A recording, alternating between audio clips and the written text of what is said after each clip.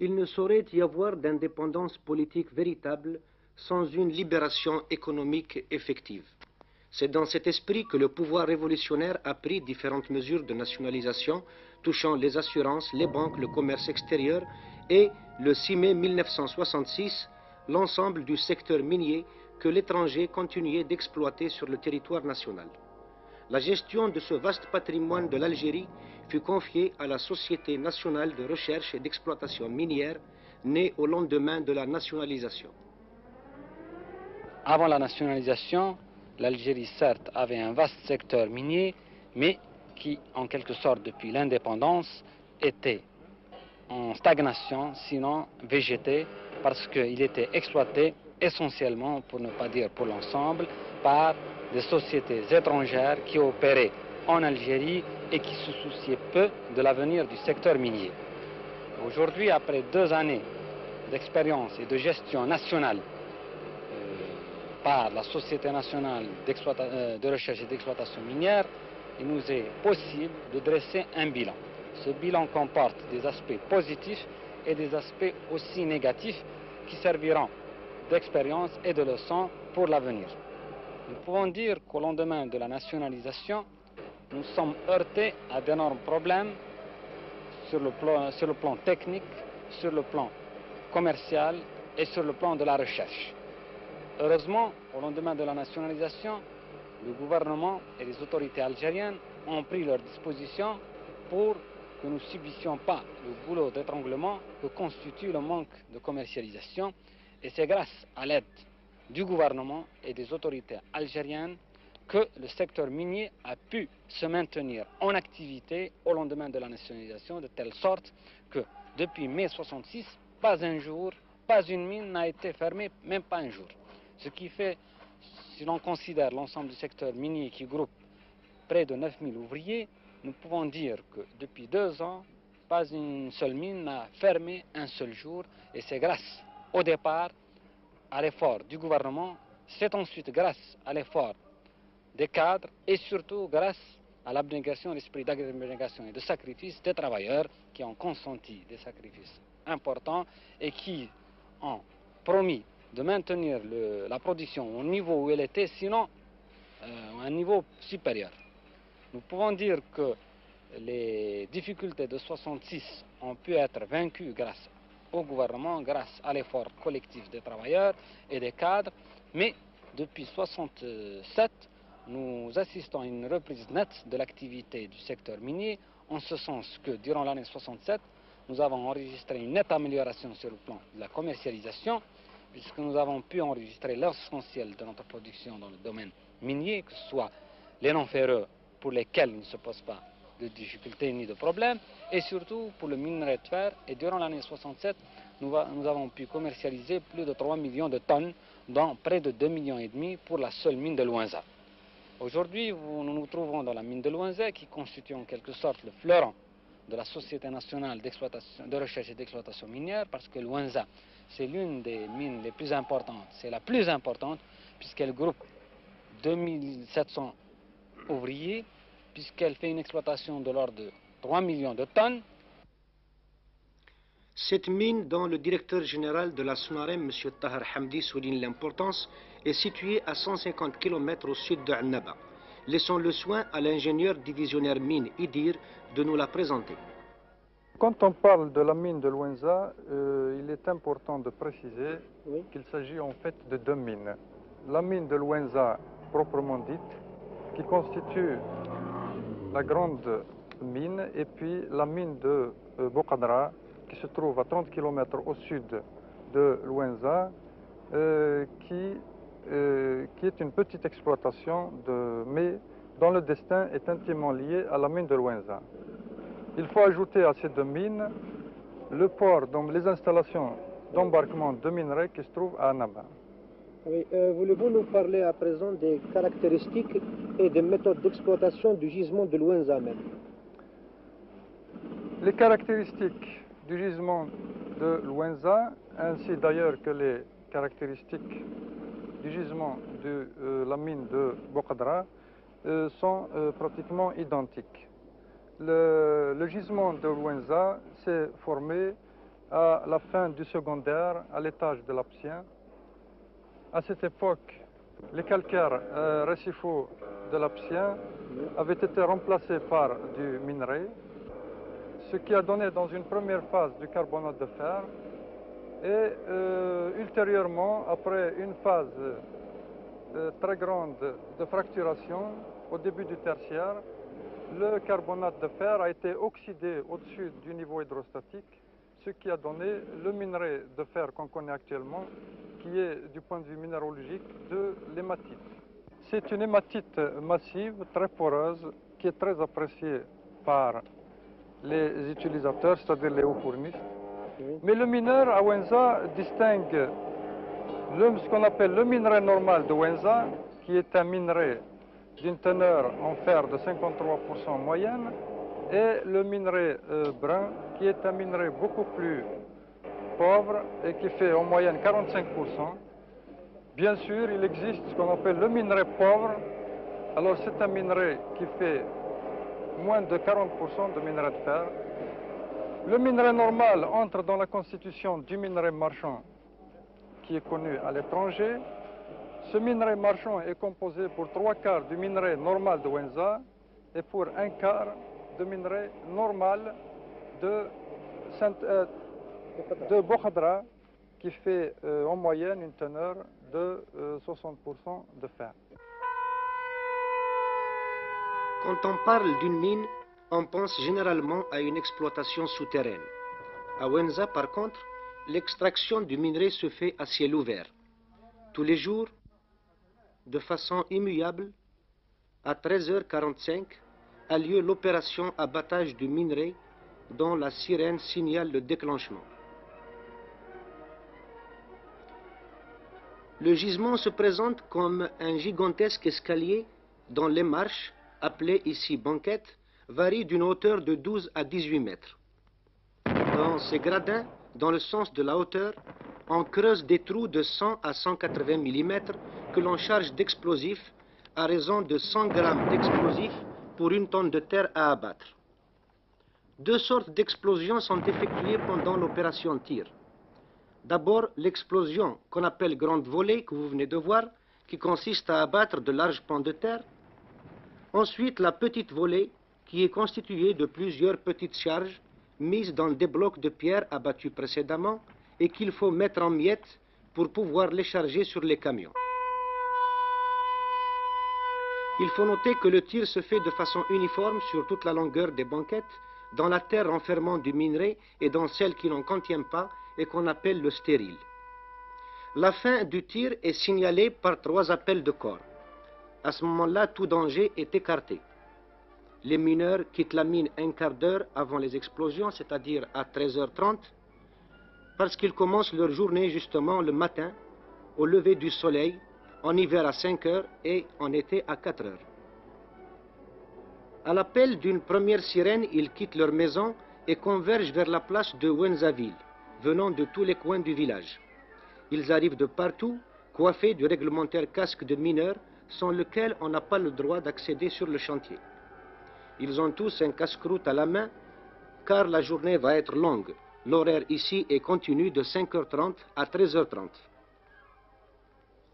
Sur la place, ils reprennent contact pour une nouvelle journée de labeur et conversent avec bonne humeur en attendant leur départ pour le chantier.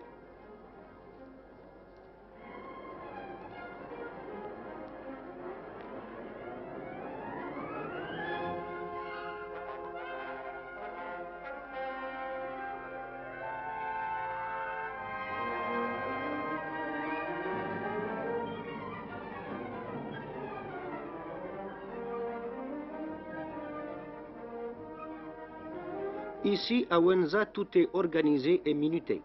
Ainsi, à 5h30, la sirène lance un nouvel appel. C'est alors le signal de se rendre sur les chantiers. Les mineurs prennent place sur des gros camions chargés de leur transport, et puis les véhicules s'ébranlent vers la mine.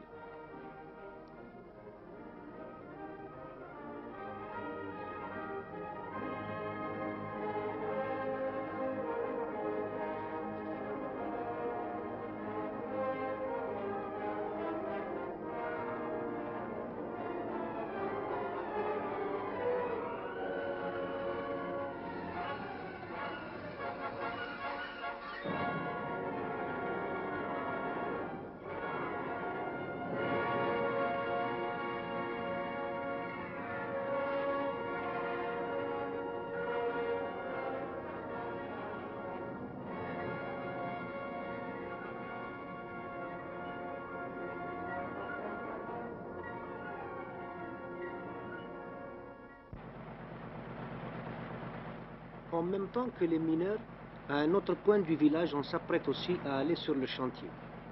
1 heure auparavant, les moteurs de ces gros camions sont mis en marche pour chauffer, pendant que les conducteurs et les mécaniciens procèdent aux ultimes vérifications.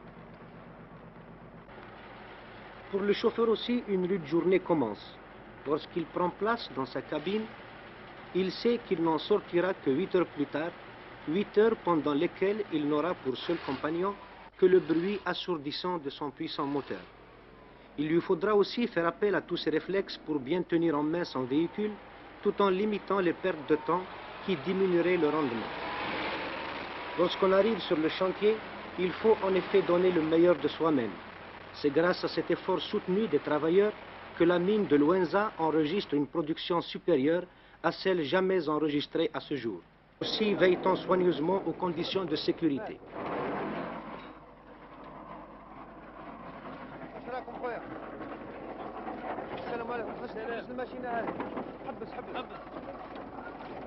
السلام عليكم. السلام. واش تقدر تحكي لنا شويه على الخدمه ديالكم؟ واش راكم تخدموا؟ انا نخدموا على اولادنا على روحنا. رانا نخدموا في العمل نتاعنا على الاتحاد. درك واش راكم تديو في ندو الرمل نكرطوه نطيشوه في البرا. ايوا.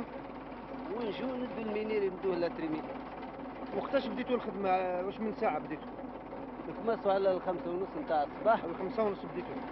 نتمسوا على 5:30 نستريحوا على 1:30 على 1:30. شحال عندكم وانتم تخدموا؟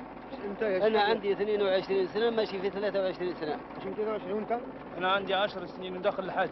شحال عندك انت تخدم في المينا هنا؟ راه عندي 21 سنه. ايه وشحال لازم باش تدي الانتريت ديالك؟ الانتريت ندي عليها 55 سنه. يعني كي يوصلوا في عمرك؟ في العمر 55 نخرج الانتريت. تخرج اوتوماتيك يعني؟ اوتوماتيكمون. ودرك شحال عندك في عمرك؟ راه اليوم عندي 50 سنه. مازال يعني من 5 سنين 5 سنين ان شاء الله الا قعدنا حيين نخرجوا ان شاء الله. وانت السيد؟ عندي 23 سنه خدمه. 23 سنه خدمه هنا في المينا؟ نعم. دايم هنا في الونزه؟ دايم في المنزل. وشحال درك في عمرك؟ عمري 46 سنه. مازال عندك يعني مازال تزيد مازال واحد 9 سنين هكذا. 9 سنين. Bien, voici donc 2 mineurs qui descendent du chantier. Bonjour monsieur, vous descendez de la mine je crois. Monsieur, oui. Eh ben, ça tombe bien. Est-ce qu'on peut vous poser quelques questions sur le Oui, travail? Normalement oui. Oui. Oui, non. Comment ça se passe, les conditions de sécurité Question de sécurité, ça passe très bien actuellement puisqu'on part sur un point très net. Oui. Alors là, question de santé aussi, c'est tout à fait logique. Oui. Alors là, nous avons tout le nécessaire pour faire la sécurité. On l'applique également au nom de la loi, vous voyez. Oui. Vous n'avez pas, il n'y a pas de risque sur la mine, enfin vous avez réussi à limiter les dangers? Oui, on a limité les dangers depuis un certain temps. Depuis la nationalisation, tout ça marche bien. Vous n'avez jamais d'accident? Non, très rarement qu'on a des accidents. Oui. Quand vous faites les explosions, comment ça se passe? Enfin, on fait dégager tout le personnel. Tout le personnel? On fait dégager tout le personnel et là, il y a des types spéciaux pour les tirs des mines. Oui. En faisant un barrage sur les périmètres de la mine, oui, pour appliquer la sécurité. Est-ce que vous avez des équipes de secours sur le chantier qui sont placées? Normalement, oui. Oui. Normalement, oui. En cas d'éboulement, tout ça, elles viennent automatiquement. Là, dès qu'il y a un moindre accident, ils viennent d'office là.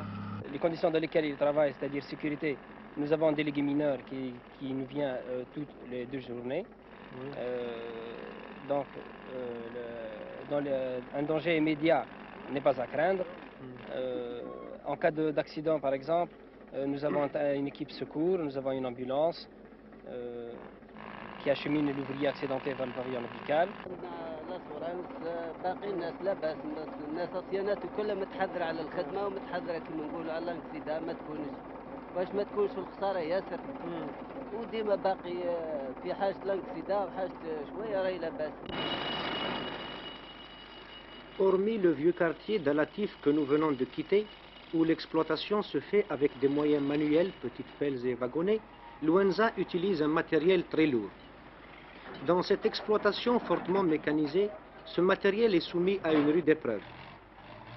Aussi délicatement qu'on veuille les mener, on peut éviter certaines détériorations de ces machines, astreintes parfois de façon ininterrompue à 16 heures de travail. Il est donc indispensable de veiller au bon fonctionnement de tous ces engins, matériel de roulage et matériel d'extraction.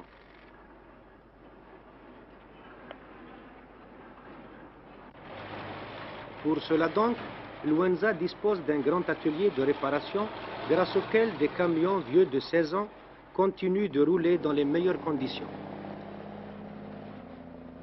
Monsieur Azab, justement, vous êtes l'ingénieur principal jour. Oui. Voulez-vous nous expliquer ce que c'est? Je suis bien sûr l'ingénieur principal jour, mais c'est le service surtout qui est intéressant. Oui. Ce service est le principal complément du service mine, du service exploitation. Ce service ne pourrait pas ne pas exister, parce que c'est lui qui a pour mission d'entretenir tout le matériel de la mine. Voulez-vous nous expliquer, parce que c'est une véritable usine qu'on voit ici, voulez-vous nous expliquer son fonctionnement et sa mission, enfin, ce qu'elle fait? Ce service a d'abord pour mission de réparer toutes sortes d'engins, que ce soit des camions, des pelles, des sondeuses. Nous avons aussi notre service électrique qui répare tous les moteurs, induits, stator, transfo, tout ce qui peut exister au point de vue électrique. Il est composé de quelle section, par exemple? Ici, nous sommes où? Ici, nous sommes à la section machines-outils, qui est l'une des principales. La plupart des jeunes que vous voyez ici sont des sortes du CNET de Louenza. Ce sont des CAPistes que nous formons ici. Ici, nous fabriquons beaucoup de pièces, boulons, écrous, engrenages, axes, bagues, etc. Mais nous faisons aussi des réparations dans notre section de machines-outils, en particulier dans la section ajustage. Ajustage, oui. Après, l'autre section du service. L'autre section principale est l'atelier moteur. Dans cet atelier moteur, nous réparons tout genre de moteurs, de A jusqu'à Z. Nous les démontons, nous les remontons. Nous les essayons sur notre bande d'essai, puis après, nous les remontons sur les camions. Mais il y a aussi une autre section qu'on appelle section châssis, et cette section fait les révisions générales des gros camions en découpant entièrement et en le remontant. Nous faisons aussi les révisions générales des pelles, des sondeuses. Pour tout ce travail, il nous faut aussi une grosse section de soudure, de forge et de chaudronnerie. Monsieur, s'il vous plaît. Monsieur. Vous êtes le contremaître, je crois. Oui, je suis le responsable de la section machine-outils. Machine-outils. Oui. Voulez-vous nous parler un peu des conditions de travail? Oui, les conditions de travail sont améliorées nettement depuis la prise en main par l'État algérien de la mine, depuis la nationalisation. Les conditions de travail au début étaient un peu précaires vu le manque d'outillage. Mais peu après, grâce à l'activité, grâce à la bonne volonté de tous les ouvriers, des dirigeants de la mine, les conditions de travail sont nettement améliorées. Vous avez beaucoup de jeunes ici, comment ça se fait? Oui, nous avons pas mal de jeunes qui viennent en général des centres de formation adultes. Nous les formons, ils sont très contents, ils apprennent leur métier. Et les anciens sont très contents de voir qu'il y a une promotion de jeunes sur la voie du succès, quoi, qui pourront contribuer au développement d'Algérie. أخويا واش راك تخدم هنا؟ توليمار. نعم. ثاني توليمار بيستون هيدروليك. بيستون هيدروليك. Ça c'est quoi ça? C'est la tige تاع البوراج. C'est une pour forer. Pour forer, oui. شحال وين تعلمت؟ سنتر دابرونتيساج تكنيك. هنا؟ لونزا وي. في لونزا؟ وي نعم. شحال وانت تخدم هنايا درك؟ 2 ans. Ça fait 2 ans. 2 ans, oui. راك فرحان Oui, je suis content Content. de travailler. Vraiment? Bien travail dans mon pays. Et ça vous plaît comme travail? Oui. Je suis ajusteur ici depuis 2 ans. Vous êtes ajusteur? Et diplômé. Je connais pas mal. Depuis que vous travaillez ici, vous avez appris des choses nouvelles en plus des cours? Oui, j'ai appris plusieurs travaux d'autres que ce qu'on avait au collège, par exemple. Oui. Je ne trouve pas des pièces aussi grosses que maintenant, parce que pratiquement on fait des pièces petites. Là, qu'est-ce que vous fabriquez maintenant? Je fabrique des poulies pour les pompes à eau. Pour les pompes à eau. Où avez-vous appris à travailler? Au CNT de Louenza, à l'école d'apprentissage. À l'école d'apprentissage. Avez-vous des problèmes particuliers, par exemple, pour le personnel, pour la formation? Oui, nous avons des problèmes particuliers parce que la plupart de ces jeunes viennent de sortir de l'école et nous les formons. Et au bout d'un certain nombre d'années, 2 ou 3 ans, quand ils sont bien formés, ils nous quittent, hélas, pour aller dans les grandes villes.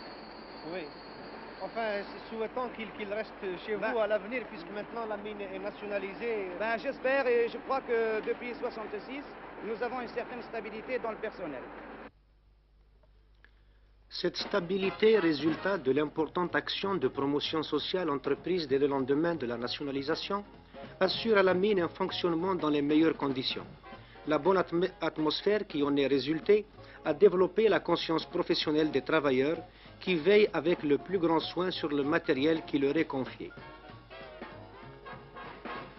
Ainsi, tous les jours, vers 14 heures, les camions Berlier et Euclide assurant le roulage du minerai sont passés à la station-service où ils sont soumis aux opérations de graissage et de vidange. Ces véhicules de plus de 300 chevaux, d'une consommation de 15 litres de gasoil à l'heure et dont certains en 6 vitesses, 4 avant et 2 arrière, sont entretenus par 450 ouvriers. Avant d'être graissés et vidangés, ils sont lavés à jet d'eau puissant pour être débarrassés de la poussière couleur de rouille qui y adhère. Après quoi, ils sont au point pour reprendre leur ronde effrénée entre le chantier d'extraction et le concasseur où ils vont déverser leur chargement de minerai de fer.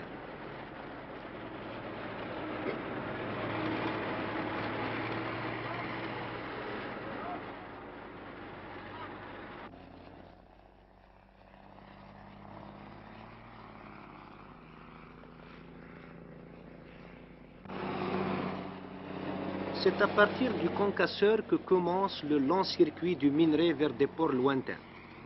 2 camions peuvent en même temps vider leur cargaison dans le concasseur. Ici également, il faut que le chauffeur fasse rapidement sa manœuvre, actionne sa benne, décharge et reparte pour laisser la place au suivant.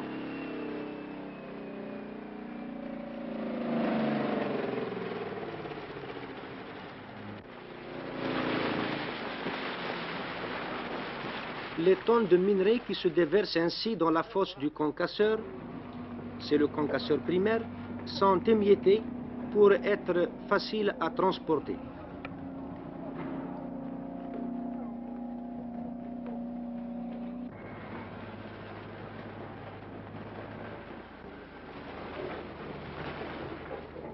Du concasseur primaire donc, qui le réduit à la maille de 25 cm, le minerai retombe sur un transporteur à courroie, c'est-à-dire un tapis roulant, qui le conduit au concasseur secondaire où il est taillé à une dimension encore plus petite.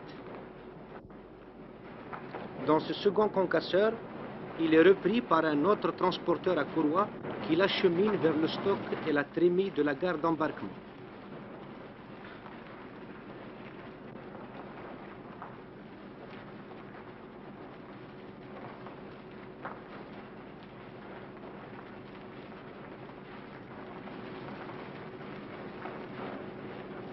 La trémie est une sorte de grande fosse sous laquelle viennent se placer les wagons pour être chargés.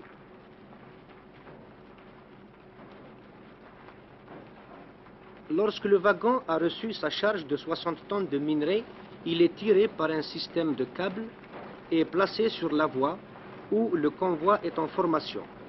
Au total, la mine de Louenza possède en propre 270 wagons minéraliers.